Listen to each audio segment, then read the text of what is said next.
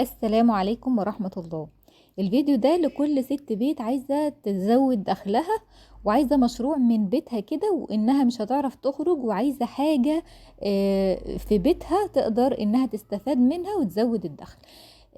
ما علينا غير اننا هنجيب بس شوية كتاكيت.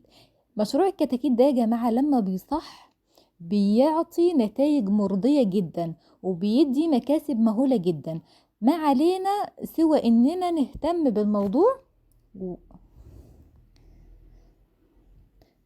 كل اللي علينا اننا نهتم بس شوية، ونشوف نهيئ المكان بقى والظروف للكتاكيت الحلوة دي.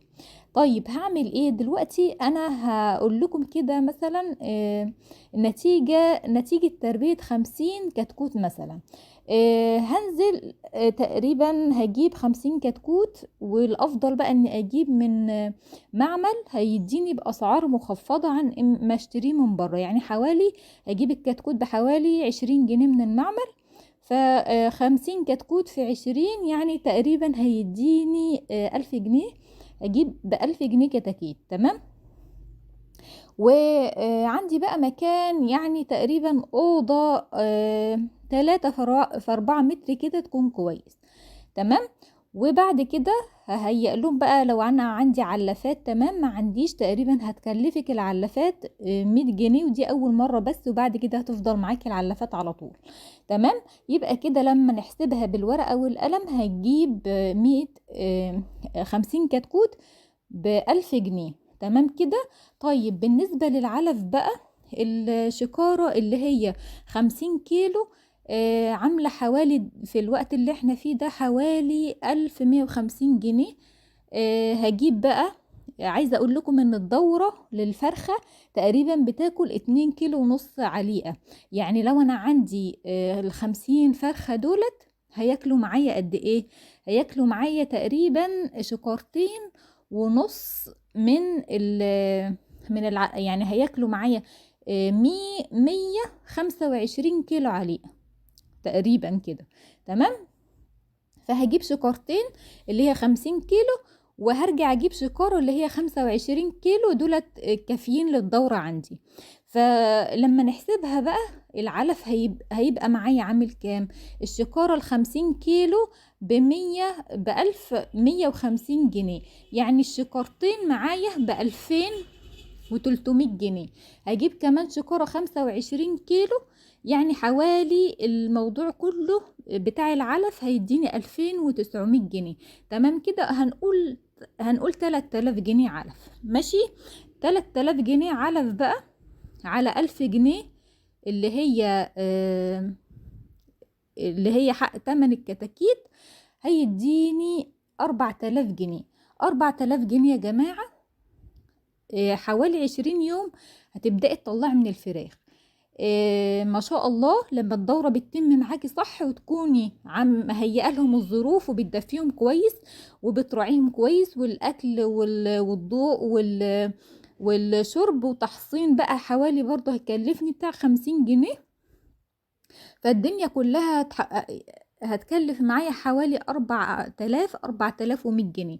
لما نيجي نحسبها بقى للفرخة متوسط وزن الفرخة معايا هتديني حوالي 2 كيلو وربع ل2 كيلو ونص لأكبر من كده. كل ما تسيبها كل ما هتجيب معاكي، مادام الفرخة معاكي انت جايباها فرخة نظيفة ومهيئة لها الظروف، هتديكي لحم كويس جدا. فحوالي هنضربها في متوسط مثلا عمر الفرخة 2 كيلو او 2 كيلو وربع، هيديني معايا ال50 كيلو مثلا. يعني هنجيب هو المريح قوي هتديني 100 كيلو. هنضربها بقى على 2 كيلو مثلا، عشان لو في لا قدر الله نافق فرخة او فرختين هتبقى كلها منها فيها. فنقول مثلا ادتني 100 كيلو من اللحم.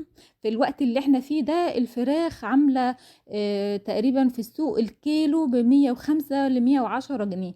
فقولي انت هتطلعي الفراخ الكيلو عندك على 100 جنيه، هيبقى معاكي ايه؟ هيبقى معاكي ال50 هتضربيها في 100 هيديكي 10 تلاف جنيه. 10 تلاف جنيه كويس جدا. يعني انا ما عملتش حاجة، يعني ما شاء الله في حوالي 20-25 يوم انتي بس هتهيئي المكان. لو عندك مثلا شوية تبنة هتفرشيهم او تجيبي شكارة نشارة بتاع 50 جنيه برضو. يعني تكلفة بسيطة. ممكن التكلفة عموما هتكلفك 4000 ل4100 جنيه. تمام كده.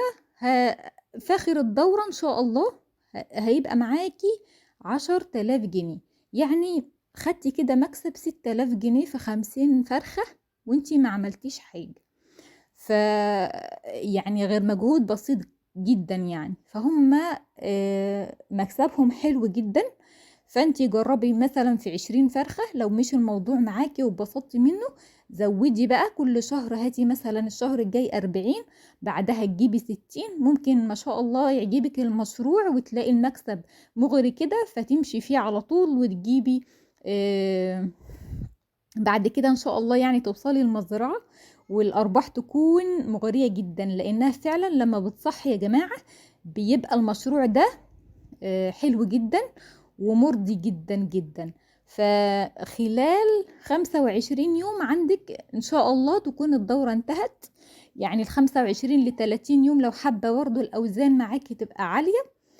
وبس كده. فتخيلي ان انت تجيبي كل شهر مثلا 50 فرخة. بس يكون عندك بس أوضة 3 في 4 متر. عندك علفتين كده ما بيكلفوش أبدا. أول مرة بس هتشتري العلفات بيبقى سعرهم رخيص قوي.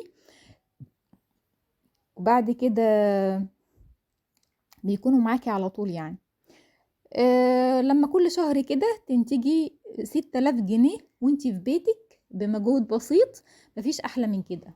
يعني تقريبا مشروع مرضي جدا لستات بيوت كتير بيدوروا على مشروع.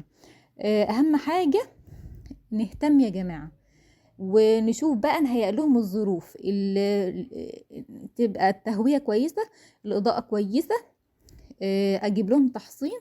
كل دي الحاجات دي كلها مش بتكلف على فكرة. وشوية بس الاهتمام بقى بالعلف وبالشرب وبالفرشة. وبالمناسبة ما تشيليش فرشة خالص يعني مش هتتعبي. ما تشيليش الفرشة بتاعتهم غير في آخر الدورة. رشي كده كل ما تلاقي الدنيا سقسقت بس رشي على الوش كده هتبص تلاقي الدورة انتهت وانتي يعني